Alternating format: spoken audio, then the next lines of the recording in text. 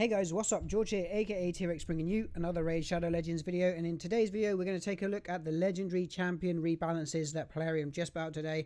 Obviously they put it out a couple days ago because I schedule these videos, but I'm going to go through each of the champions and we're going to take a look at what the changes are, and I'm going to give you my opinion on it. This is just my opinion. If you want to leave yours in the comment down below, go ahead and do so if you have the champions. I have some of them, I don't have others, so I'd love to know your opinion on it. I'd love you to throw it in the comments below. I'm actually live streaming this right now on twitch.tv/T-WreckSs. If you don't follow me over on Twitch and you want to, come over and click that follow button, click that heart, and also click the subscribe here on YouTube and hit the bell notification to know when I put a video live. Right, so let's jump straight in. At the top of their list is Rotus, the Lost Groom. What I'm going to do is I'm going to pull them up as I speak about them.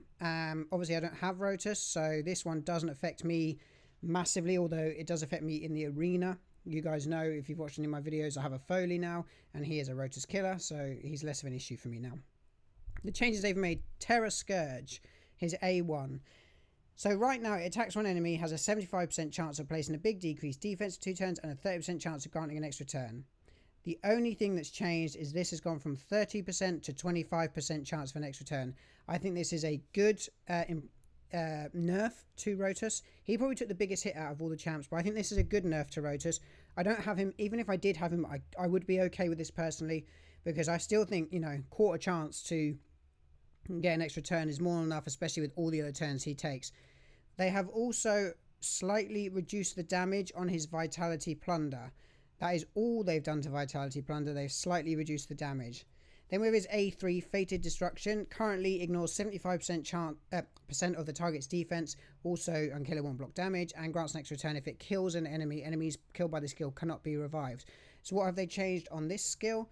They've made it a 60% chance, or will ignore 60% of the target's defense, sorry. So 15% reduction, so 60% only. Again, this is kind of okay. I understand if you have a Rotus, you might be annoyed by this, but if I had him, I think ignoring 60% of their defense on a skill is pretty cool still anyway.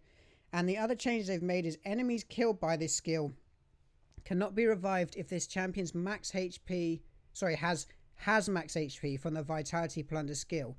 So if he doesn't use this skill first, champions that are killed by this skill can now be revived.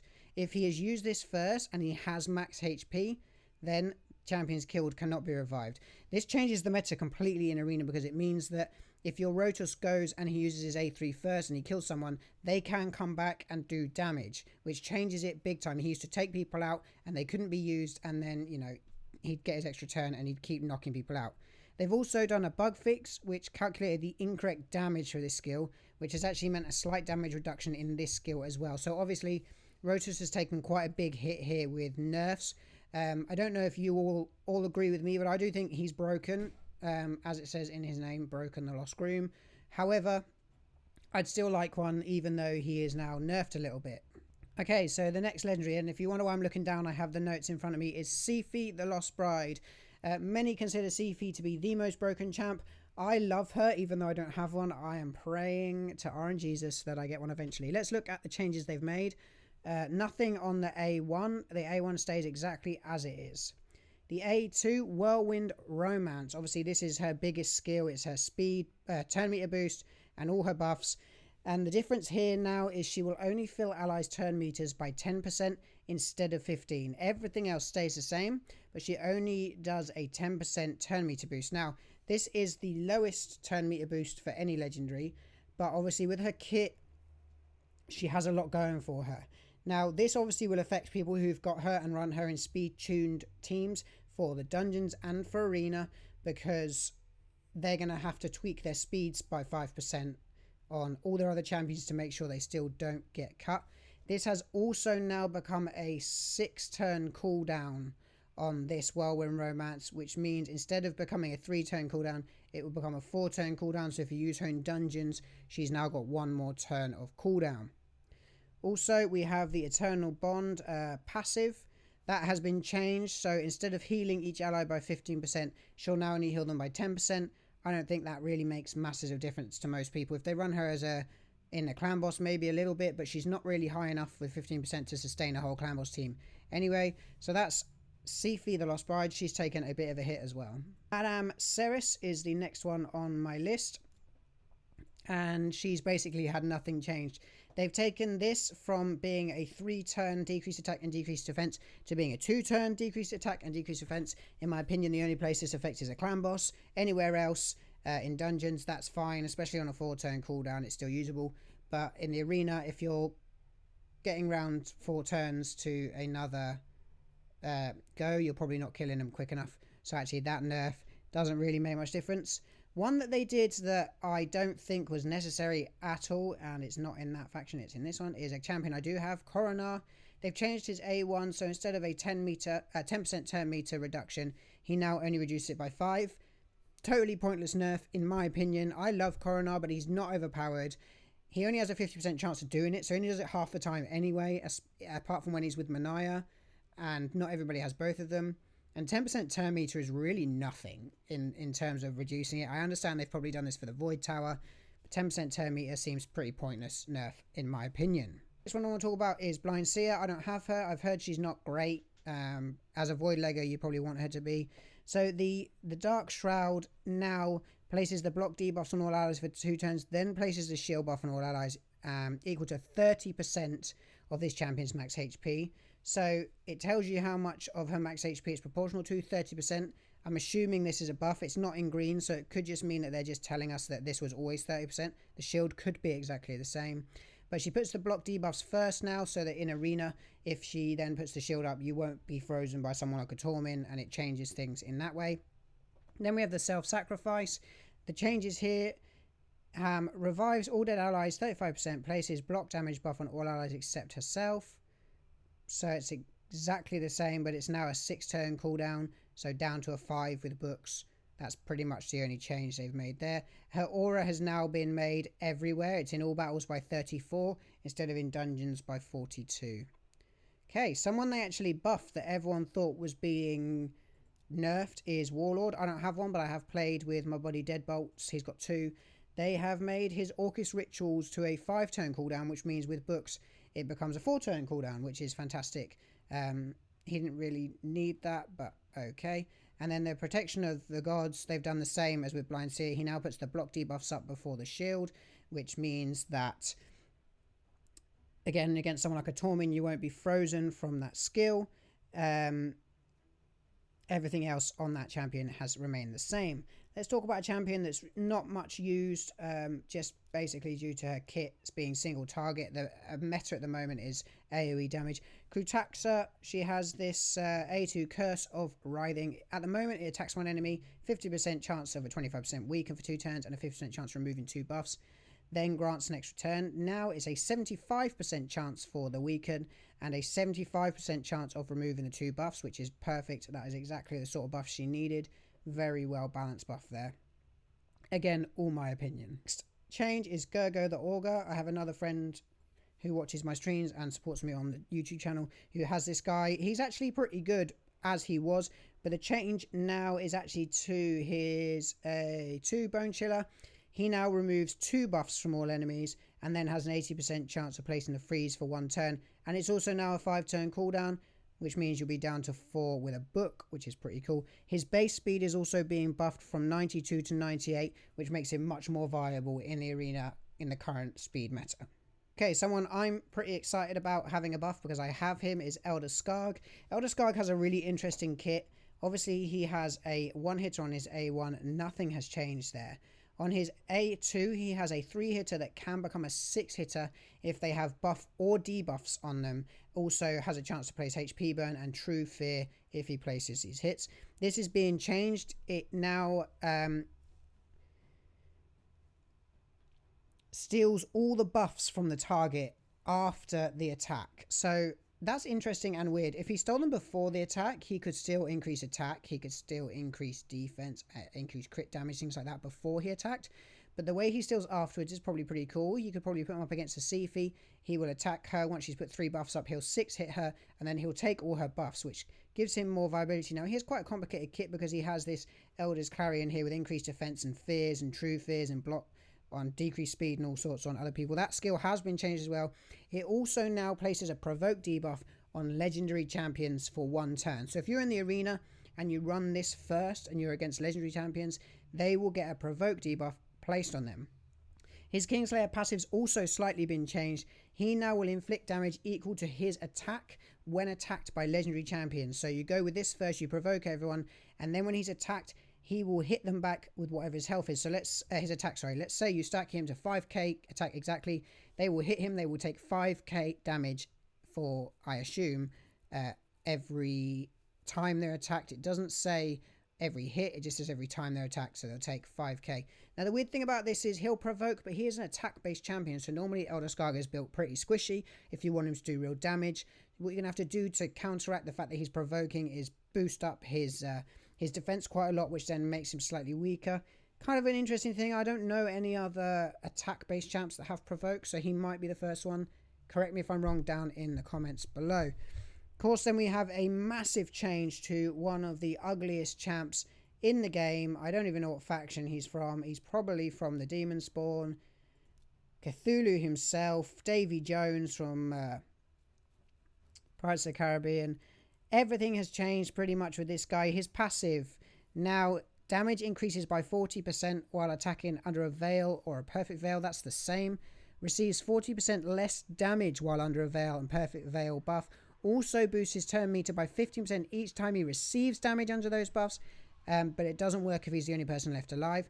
And it now has an active effect as well, which places a perfect veil on this champion for 1 turn each time the enemy's turn meter is filled.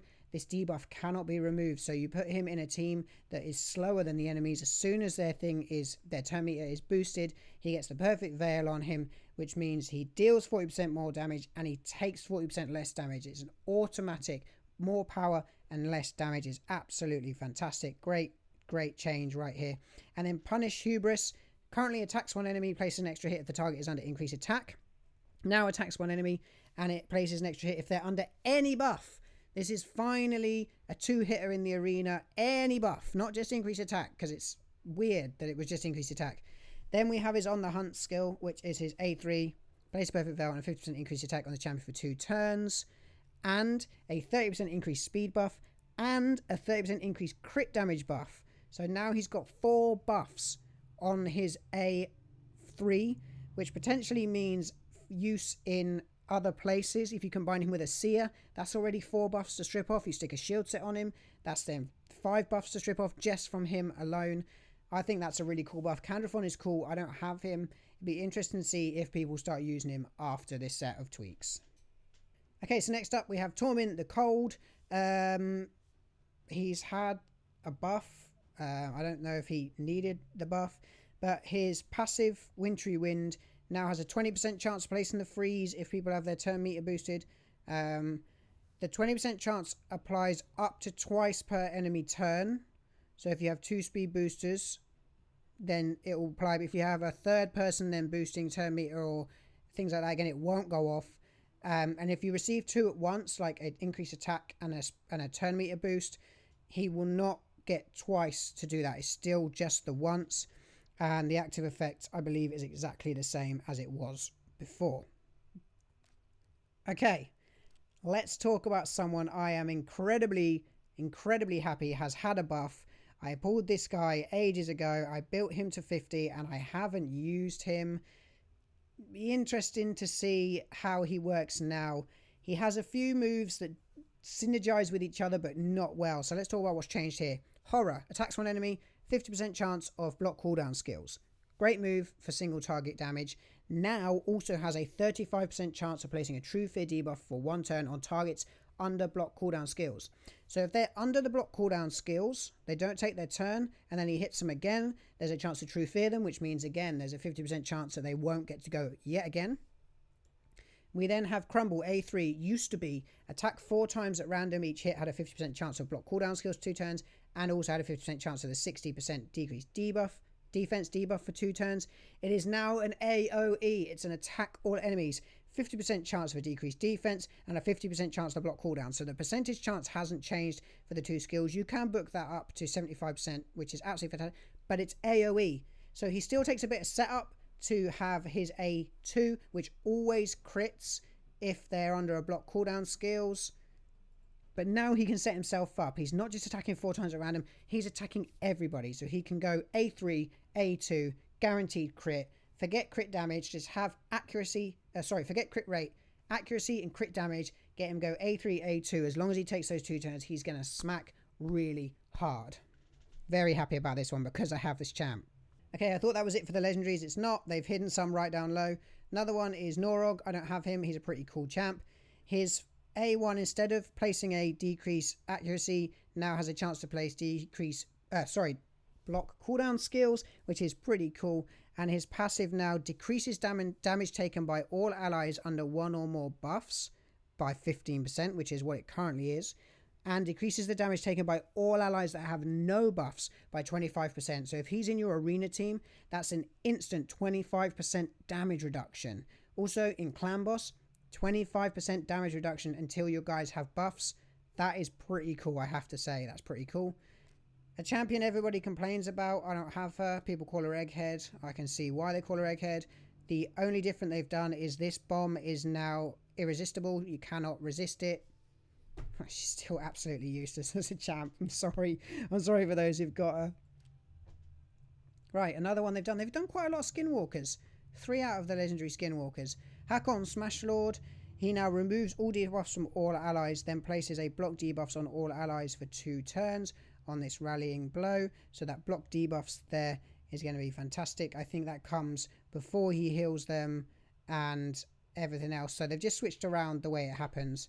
And then Blood Offering, the difference now is he sacrifices 25%, equal 25%, not 50%, so he doesn't hurt himself as badly.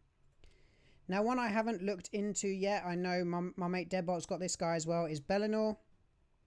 So his changes come to Insurmountable, which is A2, places a 60% decreased defense and a 25% weaken for 2 turns, which is exactly the same before, then attacks them, places a perfect veil buff on this champion for 2 turns. So he will attack them and then he will perfect veil himself, so he'll be hidden and he'll be taking less damage, which I think is pretty cool. His next one is Overkill. Currently attacks 1 enemies, will heal him 20 surplus damage if killed. Now will attack 1 enemy, will attack another enemy with the lowest HP with any surplus damage if this attack kills an enemy, similar to sort of what Dracomorph did, which is pretty cool. Also activates his Sword Leader skill, which is his A1, which gives him everybody a crit rate buff if he crits on that A1. And activates Xavier's Poison Rain skill when she's on the same team. So even more synergy with those 2 right there. Pretty cool. I'd like to have him for Spider for sure if I can't get myself a Draco, which I'd still love one of. Next one we're going to talk about is someone I have had. She was the 2nd legendary I ever pulled myself. She's okay. She's even better now. Her A2 Mass Impalement is being increased to a 75% chance to place big decreased defense. Fantastic. It's not 50-50 anymore, which means you can book her up to 100 instead of booking her up to 75. That is a beautiful change. She is legendary. She should have a 100% chance to decrease defense. And Divine Wrath, which before was worded damage is inflicted proportional either to this champion's attack, the target's defense, or the attack stat, whichever is highest, now deals extra 30% crit damage if the target's attack is highest, or if the target's defense is highest, will ignore 30% of their defense, which makes this hit even harder, potentially making her viable as another arena nuker, even more so than she was. Okay, one that I'm sure a lot of people who've been playing for a few months at least will be happy about, Girp Mossbeard. He's usable in a very niche way currently, and they've made some perfect changes for him. This skill, instead of removing all debuffs from the ally, will remove everything except poisons. He lays poisons and causes your team to do more damage. So the fact that he was then removing those poisons, making your team exactly the same as they were, one person in your team exactly the same as they were before, makes sense. So no more removing the poisons. And his A3, instead of 5% poisons, he now lays the small poison, the 2.5%, which means he's potentially not killing your own guys in the team. And he's giving them more damage per poison that's on them, so that's actually probably a really good buff. It'd be interesting to see if I can make him work in my Spider team, bring out a little bit more damage from Septimus, Royal Guard, Cold Heart, that sort of thing. He may be used more by people now as sort of a bad Alcazar alternative. Then we have 2 left in the legendary categories. I'm actually not going to do a video on the epics, guys. If you want to look at the epics, go ahead and read the information on the thing. The epics, apart from Madame, which didn't make any difference, are pretty meh. They haven't really done much, I'll be honest. but read through them at your leisure if you want. Dracomorph, he's had a slight nerf. His A1, the surplus damage that he inflicts cannot be critical. If you have him, which I really desperately hope I pull him this weekend at the Ancient 2 times, obviously that's happened now if you're watching this video. I don't care too much about that. I'm sure you would if you have him, but I don't care too much about that. I mean, I'm going to mainly use him in Clan Boss anyway. Alright, let's talk about one more person. I got to think about where they are. Where's Drexfar? Is he Demon Spawn? Okay, let's talk about one more person. Somebody everybody has the ability to get if they play 3v3 arena and save up their gold bars and buy the fragments of him. Up to 100 fragments, you will be able to summon this guy. Things have changed with him. Burning Lash, his A2, used to be attack all enemies, 40% chance for provoke for 1 turn. Now, the chance increases to 100% if the targets are under a HP burn. It's also been increased to a 50% chance from the base, right? It also then places a 50% decreased attack debuff for 2 turns if the provoke is placed. 100% chance if they're under a HP burn to provoke them. And his fiery passive puts HP burns when he's hit, 55% chance, and his resistance will now increase by 10 for every enemy under a HP burn, stacks up to 50 more resistance.